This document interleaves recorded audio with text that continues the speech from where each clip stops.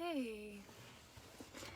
So I'm feeling a little bit weary this morning, today, because what is something to celebrate kind of feels like a monumental, big out breath for me. So Pearl, who just turned 1, slept through the night for the first time last night. But I didn't, because I kept getting up to check on her. I heard her and then she put herself back to sleep. So I've just gone down to the juice shop to get a juice to try and get myself through today. Excuse me while I have my drink.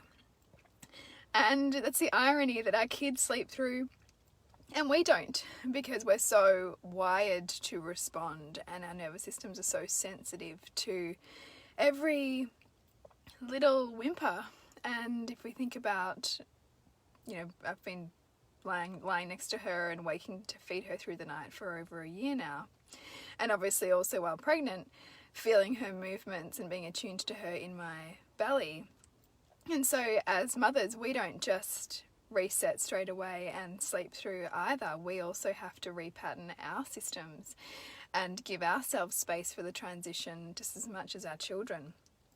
So if you've been following along, you'll know that I began to night wean Pearl at the same time as I moved her into her own bedroom. So with my other 2 babies, I moved them at about 9 months from co-sleeping and put them in their own room.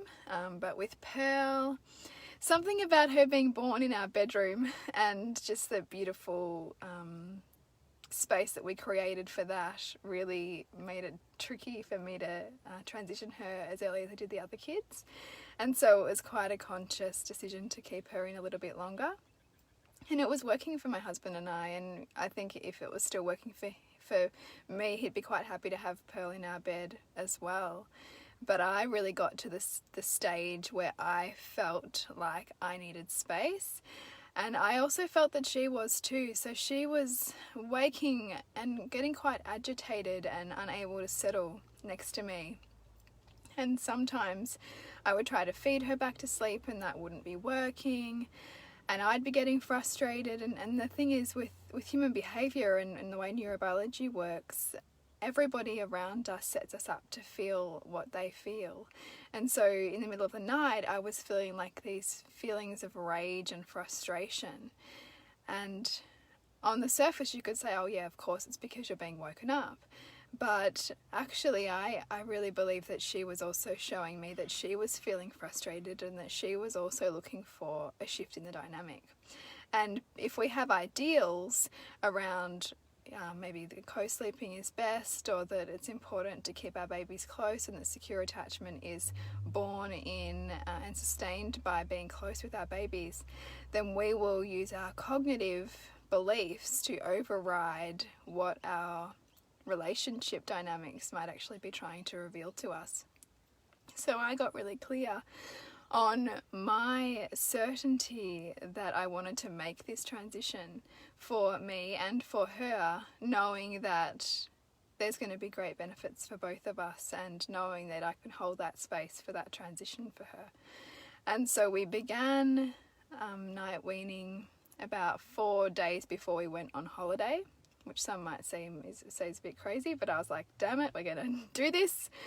And we had done it, or I'd done it with her within 3 nights, and it was really dropping feed by feed and laying with her and listening to her feelings and being really anchored in my own body through the process of that, and knowing that this might feel hard for her because I'm asking her to change a behaviour and change a neural pathway, and that can be challenging. And just like it is for adults to create new habits, it's hard for babies to create new habits. But I also trust her to be able to do that, and I'm also there right with her, listening to that challenge. And that is where we can use the transitions that we ask our children to make as opportunities to really deepen our relationship with them, at the same time as give them some really beautiful skills. And on the other side of those, they build resilience and they feel supported and connected to both us and themselves. And very often there's all of these reasons in the way for us about not wanting to make the changes that parts of us want to make because we're, you know, afraid of the outcome, or that we're not sure that we can support our children through it. And so we'll kind of say, oh, you know, they still want to do this or they still want to do that. But here at Nourishing the Mother, we're also really passionate about what we need as women and what we need as mothers. And if the relationship is working for you with co-sleeping and breastfeeding on demand, then beautiful, keep doing it.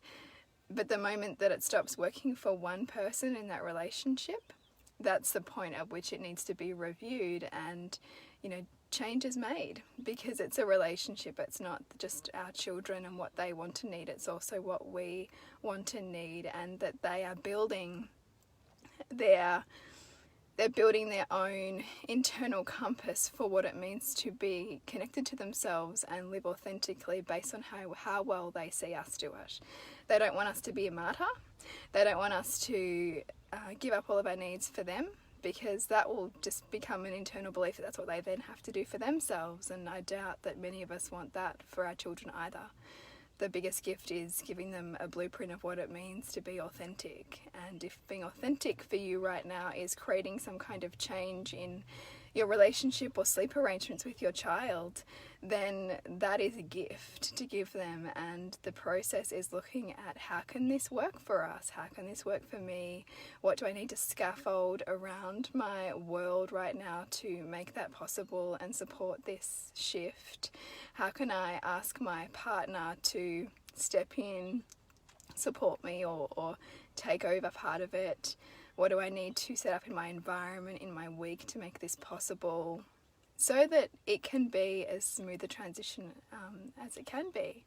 So I'm running a masterclass on Thursday night called Ready, Weaning Transitions You and Your Babe, and it's going to be a deep dive into a lot of these concepts and some questions to journal on in a workshop, and some opportunity for you to ask questions and also identify what beliefs might be in the way of making the change that you want, and we can journey it together, and hopefully you'll leave with a sense of what your values are as you navigate these transitions, because the baby to toddler transition is big. It's they develop a lot really quickly, and that's always asking more of us to shift and change and meet that. And so we also need to look after ourselves in the process. So I'm going to get back to my nourishing drink. Maybe might even try and get a nap in today if I can get my mum to watch my 3 kids for a little bit longer. But yes, we are on the other side of night weaning, and potentially maybe some more sleeping through the night, which is pretty exciting. See ya.